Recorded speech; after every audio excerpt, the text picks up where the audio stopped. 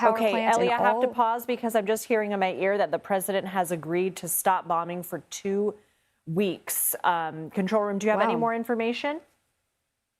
Okay, that is all the information that we have, but just in, the president has agreed to stop bombing for 2 weeks. We do not know if in turn Iran has agreed to reopen the Strait of Hormuz, which Ellie was just saying has been a sticking point for both sides, Iran not wanting to budge on that and the president not agreeing to any sort of ceasefire without that strait being opened. But Ellie, when we talk about the military options that the president has been presented with and the military firepower that is in the region, knowing now that we are likely going to have this 2-week pause here in action, what more can you tell us about the U.S. Military might there in the region?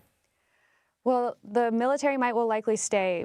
Right now, it consists of more than 50,000 U.S. forces. They're there to present the president with options should these negotiations fail, should he want to pursue something else. 50,000 is about 10,000 more than what is usually there. There are about 35 to 40,000 U.S. service members there because remember, there are bases all around the Middle East, which Iran has been threatening in addition to keeping that Strait of Hormuz closed, which has been a big leverage point. It's been trying to wage a kind of economic fight with the U.S. that has frustrated the president because even though the U.S. doesn't get a lot of its oil from that strait, it has impacted the prices worldwide. You're seeing Americans in our polling talk about how oil and gas prices have been impacting their daily lives. All right, so we do have a Truth Social post from the president that we're working on getting, Ellie, up on the screen. But we know that the president had said, based on conversations with Prime Minister Shehbaz Sharif of Pakistan and Field Marshal Asim Munir of Pakistan, and wherein they requested that I hold off the destructive force being sent to Iran and subject to the Islamic Republic of Iran agreeing to the complete, immediate, and safe opening of the Strait of Hormuz, I agree to suspend the bombing and attack of Iran for a period of 2 weeks. This will be a double-sided ceasefire. The reason for doing so is that we have already met and exceeded all military objectives and are very far along with a definitive agreement concerning long-term peace with Iran and peace in the Middle East. We received a 10-point proposal from Iran and believe it is a workable basis on which to negotiate. Almost all the various points of past contention have been agreed to between the United States and Iran, but a 2-week period will allow the agreement to be finalized and consummated. On behalf of the United States of America as president and also representing the countries of the Middle East, it is an honor to have this long-term problem closed to resolution. Thank you for your attention to this matter, President Donald J. Trump. So in my reading of this, Ellie, according to your reading, does this sound definitive? Because to me, it says, I will hold off on this for 2 weeks as long as they will reopen the strait, because we haven't heard from Iran's side. We don't exactly know that this is concrete, but he does say it is a double-sided ceasefire, and he does call it a resolution. That's progress. I mean, delaying the type of strikes that he was threatening is certainly welcome news to Iranian civilians and to other countries in the Gulf who would have probably been the target of Iranian retaliation. What I didn't hear in that, Lindsay, A, we haven't heard from the Iranians. B, I didn't hear the military objective of preventing Iran from getting a nuclear weapon. For weeks now, we've been talking about one of the objectives of the president in launching this war was to prevent Iran from getting a nuclear weapon. And there are still those 900 pounds of highly enriched uranium that Iran, if it got access to them, it's buried underneath the rubble of the sites that the U.S. bombed last year. If Iran got to those, that enriched uranium could enrich further to potentially make a nuclear weapon. That would almost certainly be part of any negotiations, but I did not hear the president speak to that military objective in his Truth Social post that you just read. Okay, Eleanor Watson, certainly a lot to continue and follow up on, but thank you for joining us for that. More than 100 U.S.-based international law experts are warning if the U.S. does bomb Iran's civilian energy infrastructure, it could be a war crime. We heard Ed talk about that earlier. They signed a letter last week arguing that targeting civilian infrastructure would violate American and international war crimes laws. So as the risk of further escalation remains high, even though we just got that news from the president, we wanted to examine the American law on war crimes. Regulation of war crimes in the U.S. falls under this U.S. code. It defines a war crime as conduct that violates the following 4 international agreements: a, quote, grave breach of the Geneva Conventions of 1949, the Hague Conventions Articles 23, 25, 27, and 28, the protocol on prohibitions or restrictions on the use of mines, booby traps, and other devices, and certain violations of the Common Article 3 of the Geneva Conventions during non-international conflicts. Specifically, crimes that fall into those 4 categories include torture, inhuman treatment, mutilation, biological experiments, hostage-taking, and poisoned weapons. Penalties allowed by the law include life imprisonment or death for anyone found to have violated it. The question of whether bombing power plants represents a war crime could be determined by how these attacks are carried out, specifically whether the attacks are indiscriminate. The president said in last Wednesday's primetime address, quote, "We are going to hit each and every one of their electric generating plants very hard and probably simultaneously."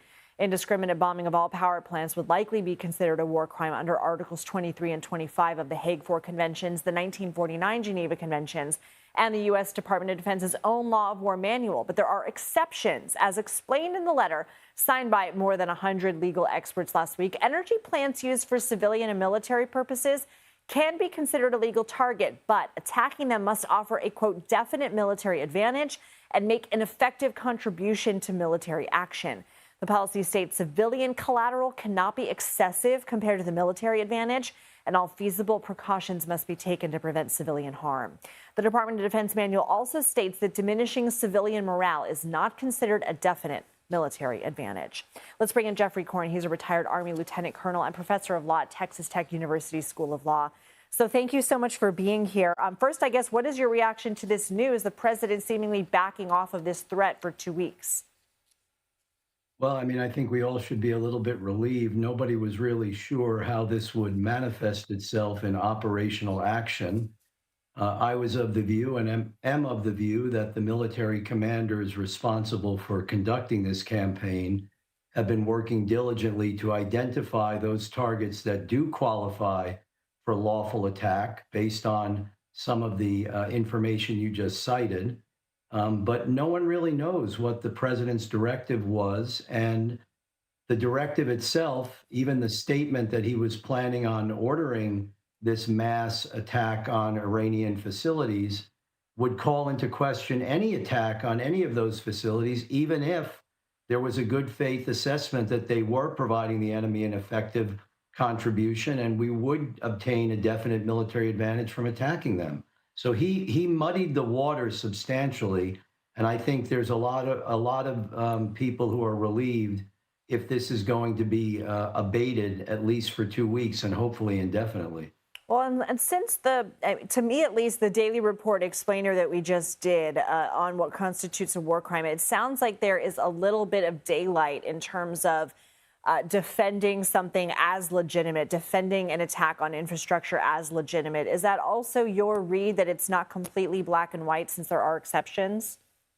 Well, to be clear, I chose not to join that letter because I felt that it was overbroad in certain aspects and misleading in other aspects. But the basic premise of the letter, that the United States Armed Forces must comply with the law of armed conflict during any military operation, is solid, and it's critical and essential. This is the legal foundation that provides moral clarity for the men and women that we as a nation charge with engaging in deadly combat. And that's not an easy thing to ask of somebody. They're entitled to that moral and legal clarity. Now, when you ask about wiggle room, it would be overbroad to claim that any power generation facility was automatically a lawful target, which is what the president appeared to do, or any bridge was automatically a lawful target. It has to be assessed on a case-by-case basis. There has to be a intelligence-based determination that will offer a military advantage. You have to take feasible measures to mitigate civilian risk and make an ultimate proportionality assessment. You can't do that by just drawing a circle around a country and saying everything that's on this list is automatically a target.